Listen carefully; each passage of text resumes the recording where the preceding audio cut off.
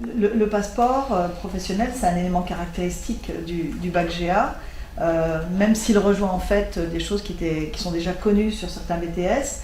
Dans le BTS assistant manager, il y a un passeport. Dans le BTS communication, il y en a un.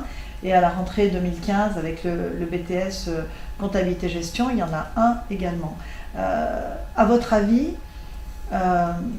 d'abord, comment est-ce qu'il est vécu ce passeport? Et puis, quel est son intérêt pour les élèves, pour leurs familles, pour les enseignants et pour les professionnels?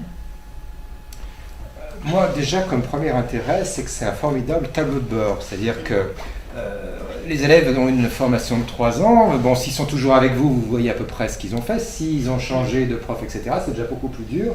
Donc, il peut y avoir une trace un petit peu. C'est un tableau de bord, excuse-moi de te couper, Ouais. mais élève. C'est-à-dire que c'est en fonction de ce que l'élève aura bien voulu tracer. On est d'accord, mais n'empêche que j'ai quand même une vision de ce qui s'est passé avant. Donc déjà, il y a ce côté-là. Il y a ce que j'ai fait moi aussi, c'est-à-dire qu'à partir du moment où on a une pédagogie différenciée, là, tout le monde ne fait pas la même chose, donc ça me permet pour un élève d'avoir quand même une vision un petit peu plus précise. Ça ne veut pas dire que les élèves fassent toutes des fiches pour tout, c'est pas le problème. De même, on sait très bien qu'il y a des élèves qui ont plus de facilité que d'autres, et donc il faut tenir compte de ça. Mais il y a déjà un début de verbalisation, enfin c'est plus par écriture, mais n'empêche, c'est toujours d'explicitation par rapport à une activité faite, et ça c'est très formateur. Moi, les élèves, maintenant, ils ont l'habitude de le faire, et j'ai pas de problème vraiment particulier pour qu'ils le fassent. Personnellement, des fois, je vois des passeports où je me dis qu'il aurait pu faire un effort, il aurait pu écrire un peu mieux, mais n'empêche qu'il a un peu réfléchi, et c'est l'essentiel.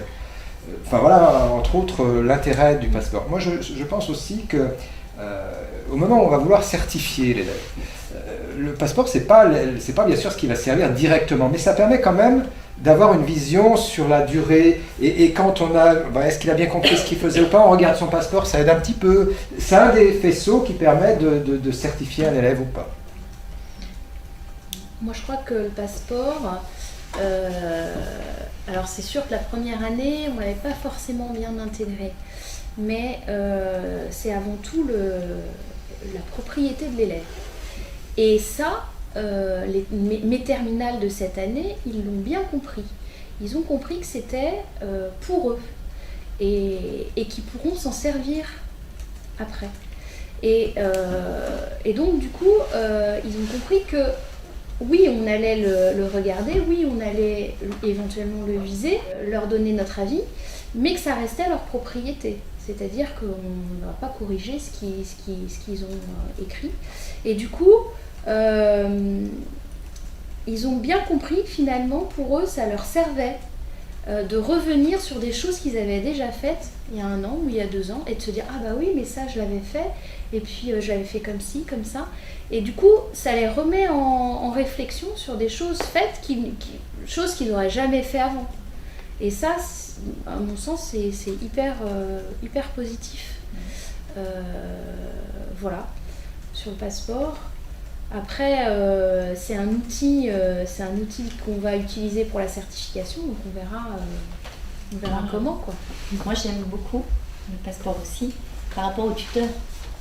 C'est quand ils sont en entreprise, je parle toujours du passeport professionnel parce qu'ils ne connaissent pas tellement encore le bac GA.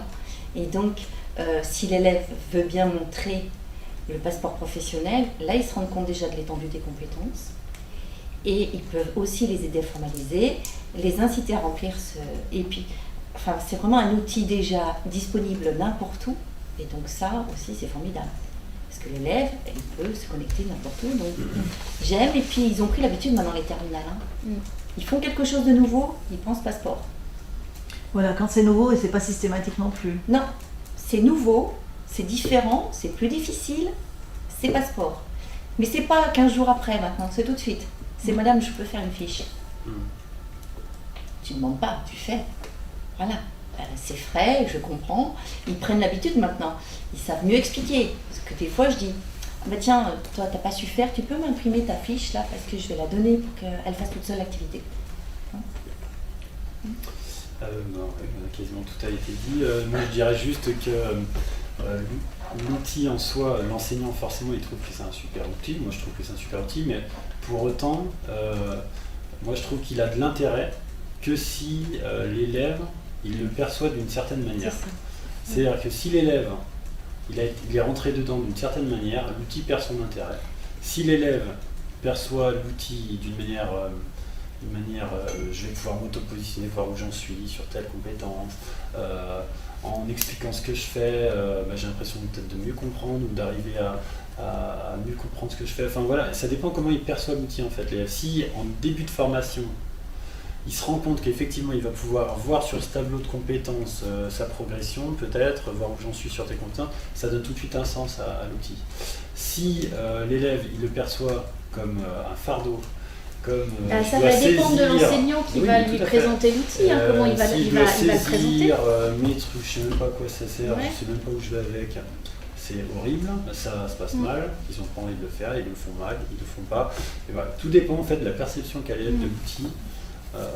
Et du coup, ça dépend aussi de la perception qu'a l'enseignant de l'outil. Comment on va réussir à faire passer le message auprès des élèves qu'il faut qu'ils nourrissent leur passeport, quoi. Mais les enseignants aussi n'avaient pas compris au départ l'utilité, l'intérêt. Donc il a fallu aussi qu'on construise notre vision de ce passeport.